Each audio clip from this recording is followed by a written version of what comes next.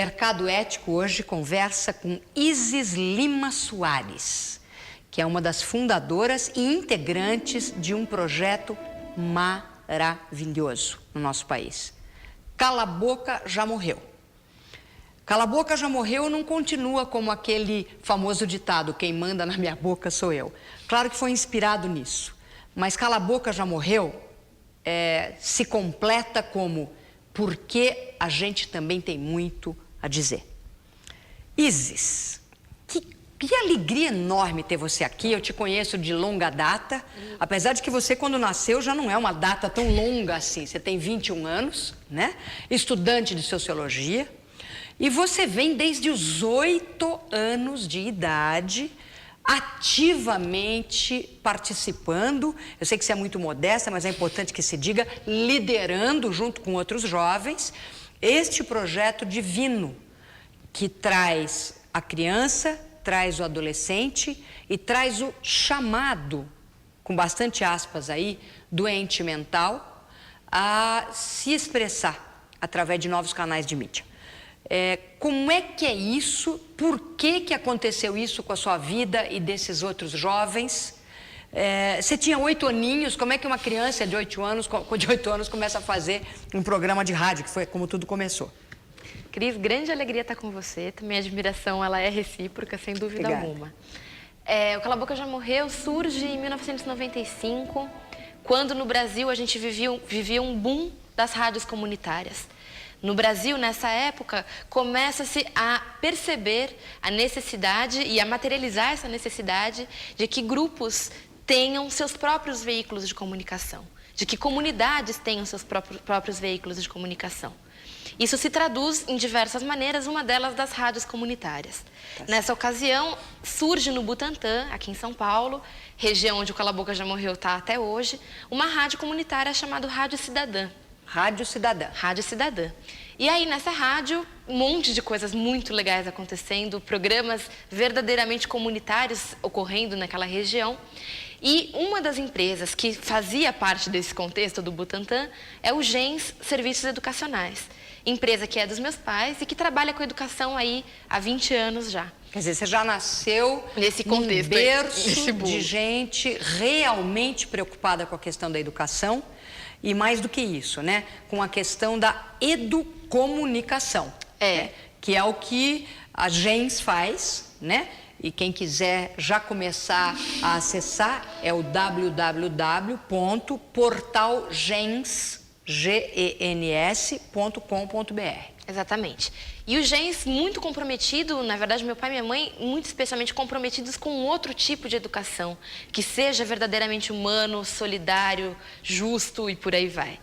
E aí o encontro do Gens com essa rádio verdadeiramente comunitária, no sentido mais bonito mesmo, pensa então, por que não a gente conseguir juntar nessa emissora crianças e adolescentes que têm passado por aqui, muitas vezes com uma dificuldade escolar tremenda, uma dificuldade de aprendizagem, entre aspas, também tremenda.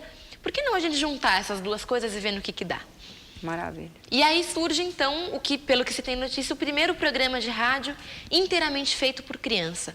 Ai, que maravilhoso. O que significava isso? Significava que a criançada, era um grupo de 10, meninos, meninas, fazendo a pauta do programa, a produção do programa, a apresentação do programa, o atendimento ao ouvinte, a operação de equipamento e por aí vai. E a gente percebe então que fazer rádio, na verdade, era uma grande alegria, era um grande prazer, um grande aprendizado. E o que vocês tinham a dizer naquele momento? Quando você tinha 8 anos, você lembra de alguns dos programas? Quer dizer, o que essa turminha tinha a comunicar naquele momento? O nome do projeto é Cala a Boca Já Morreu, porque nós também temos o que dizer. Muito no sentido de que, sim, somos crianças, ou somos adolescentes, ou somos idosos, somos pessoas e temos opinião sobre tudo, desde muito pequenos. Reconhecer que a criança e o adolescente têm opinião sobre política, têm opinião sobre saúde, sobre educação, sobre família, foi um dos nossos pressupostos. Então os programas eram sobre tudo, era sobre a vida da gente. Era falar sobre a escola, era falar sobre a nossa relação com a família, era falar sobre a nossa relação com nós mesmos, era falar nossa relação sobre consumo, com consumo, pesquisa de preço, por aí vai, ecologia, tema não era o que faltava. Todo mundo tagarela e tema era o que não faltava, sem dúvida alguma. Que coisa maravilhosa, né? Porque essa educação que está aí, ela é rudimentar, a gente sabe disso, né? Quer dizer, todo o currículo educacional é de séculos atrás, literalmente séculos. De vez em quando alguém diz assim, nós vamos mexer na grade curricular. Aí quando você vê, é uma mexidinha aqui, uma coisinha dali, mas a gente continua decorando um monte de bobagens que não tem nada a ver com o nosso clamor interno e com o clamor de toda a sociedade, não é, Isis? Você acredita, por exemplo, que à medida que a gente possa reverberar com maior intensidade toda essa voz da criança, do adolescente, do jovem adulto, do chamado doente mental, quer dizer, aquele que é colocado fora da sociedade porque alguém decidiu assim o assado, do idoso, vocês também têm programas de idosos em que os idosos estão falando, estão colocando suas opiniões. Você acredita que ao fazer isso, vocês estão interferindo até na própria grade do sistema educacional do nosso país? Nós acreditamos, Cris, que o conhecimento, ele surge da curiosidade, da pergunta. Se não há curiosidade, o conhecimento ele fica com algum sentido, mas não com o sentido que ele deveria ter verdadeiramente. Perfeito. Partir da curiosidade para chegar no conhecimento, para dominar esse conhecimento, é um dos nossos pressupostos. E isso perfeito isso, Isis. Porque a gente vai para a escola e a gente tem participado de muitas pesquisas com crianças e com adolescentes sobre a questão, por exemplo, da agressividade dentro do ambiente da escola, né? Que vem crescendo, né? Em diferentes, quer dizer, não importa, diferentes classes sociais, em diferentes faixas etárias. Então, essa agressividade, essa recusa, é porque, entre muitos fatores, né, a escola decidiu que ela vai nos dar respostas sobre perguntas que eu não estou sobre as quais eu não estou interessada, né? Eu criança, eu jovem, né?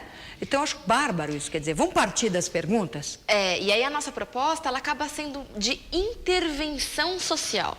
O que significa isso?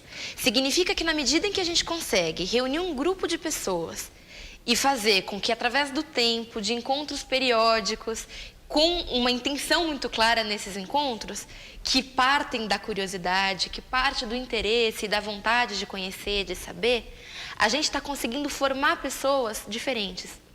Formar pessoas que tenham, de fato, compromisso consigo mesmas e com o lugar que elas vivem.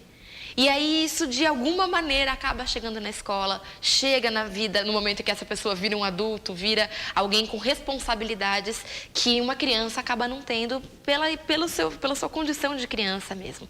Uau! Né?